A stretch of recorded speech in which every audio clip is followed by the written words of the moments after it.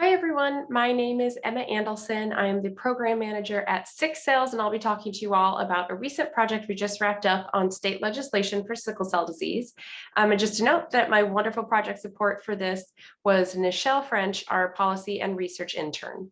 Before I jump right into the project, I want to say a little bit about Six Cells. We are a national sickle cell disease advocacy nonprofit, and we were founded in 2017 by Ashley and Marcus Valentine. Our hope is to elevate the voices of the sickle cell community and their stories of resilience to influence decision makers and propel change at all levels. So going right into the project, we noticed that in conversation with advocates across the community, a lot of them were expressing interest in pursuing or creating legislation in their state, but they weren't really sure how to begin or where to look for templates and examples. So we developed this project with the objective of compiling a publicly available and first of its kind repository of state legislation for sickle cell disease, including information on past and failed bills, public laws, resolutions, and declarations. So our hope for this was to reduce barriers and simplify the state legislation search process and create transparency and connection in state level sickle cell disease policy work. Here is a quick view of the methodology we used. We separated the project into 4 distinct phases, though some of them did happen at the same time just because of the ease of the project.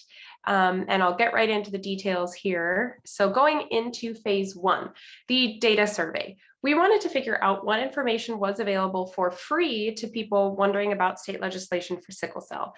The listed resources on the right are what we used, and you can see the screenshots at the bottom. There are resources you can pay for through a subscription that have really in-depth information about legislation, but the purpose of our project was to see what was available for free for anyone wishing to find this information. So we primarily use Justia Law, a database from the National Conference of State Legislatures, obviously congress.gov, and then individual state legislature websites. To do this search, we separated it into 2 phases. The first was looking for legislation specifically about sickle cell disease, and you'll see those keywords that we used at the top there. And then the second phase of this overall phase 1 was to look for legislation that was more general, but that still impacted the community. And you can see those keywords there at the bottom on the right. Moving on to the results of phase 1, this initially pulled 88 pieces of legislation from 24 states, but after cleaning the data, we got to 67 pieces of legislation from the same 24 states. There are 2 big main takeaways here that we found. So one was based on legislation timelines, and then the other was the states with the most legislation. Legislation timelines, you can see that the majority of the legislation we found was passed between or was created between 2000 and 2020, with a few before that, and then already 12 starting in 2021. So that's exciting and shows that a lot of headway has been made in producing more legislation and improving sickle cell programs in the states. Regarding states with the most legislation, Florida came in with the most. They had 8 laws in effect. Then Louisiana, New Jersey, South Carolina, and New York, and then the rest of the 19 states that were found. Going right into phase 2 was the data extraction and validation, and we did this roughly around kind of concurrently with phase 1. So for this phase, relevant data from the included legislation were entered into a standardized and pre-designed extraction template by one analyst. It was then validated by the senior analyst, and then the third reviewer was consulted to resolve any disagreements about the data we found. So you'll see here that the information we focused on was bill name, bill number, year, state, whether it passed, theme, which I will get to in just a bit, whether it was sickle cell specific, and then a short summary. Here is kind of a better look. You can see the summaries. We kept pretty short, 1 to 2 sentences, just long enough to tell someone what the legislation is about and what it achieved. And then on the bottom there, you'll see the bill name, bill number, year, state, whether it passed. Just a note for the bill name, not all bills had names. And so when it didn't have a name that stood out to us, like Terrence's law is a good example, we labeled it as untitled and then summarized what it was about. So you can see there are a few at the bottom: sickle cell disease funding, sickle cell disease general policies, or sickle cell disease treatment program, just to give someone a good idea based on the name what it would be about. And then another note on the year: if there was a piece of legislation that was reauthorized multiple times, we cited the year that it was originally introduced. So going into phase 3, this was the data analysis portion of the project. So all of that information that we pulled before, we put into the spreadsheet, and then once everything was in there, we went through and identified main themes among the legislation. So you can see here the list of themes we have. Some of them were about programs, some of them were about awareness and education, some of them were all inclusive.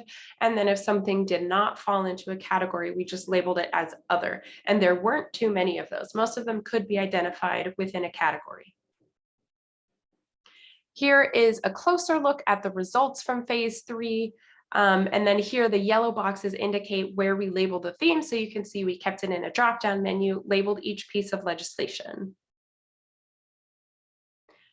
More results from phase 3. Some of the top themes that surfaced from this were establishing a program, or the legislation supported awareness and education, or the legislation was specifically about sickle cell trait. Next was it was all inclusive, so maybe it included all or a lot of these. And then the last top category was legislation about Medicaid and sickle cell disease.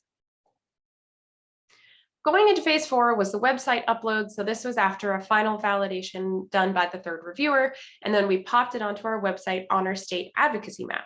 So this is a resource we have on our website that you can find just by going to sickcells.org, and then you can find it under advocacy or resources at the menu at the top. So this advocacy map provides a lot of state-by-state information about sickle cell disease prevalence and newborn screening data.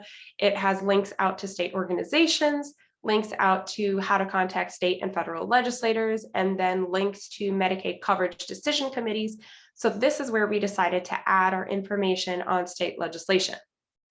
This is a quick look at what is currently available. You can see this is the Louisiana example. On the left is like the data, and then on the right are some of the links out to the organizations. Results from phase 4, I have here highlighted in a couple boxes, the new content that we call out.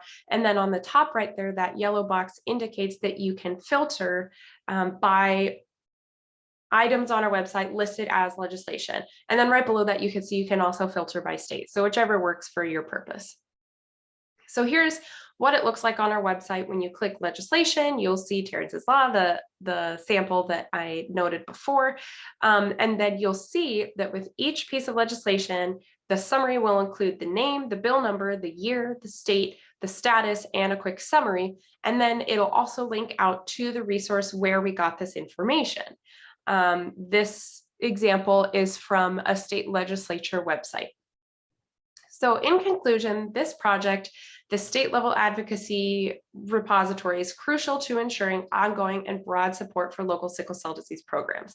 Having this searchable database that's free and has consolidated information across all the states, we hope encourages communication and collaboration across the states. And then of course our annual audits, and then we definitely welcome external feedback. So if you see something, or if you don't see something that should be in your state, please let us know. We want to keep this updated. Thank you so much for listening to this presentation, and thank you to SCDAA for the opportunity to present on our work. I put my email at the bottom in case anyone would like to reach out with questions or to give us some additional resources to include. Thank you so much, and I hope you enjoy the rest of the conference.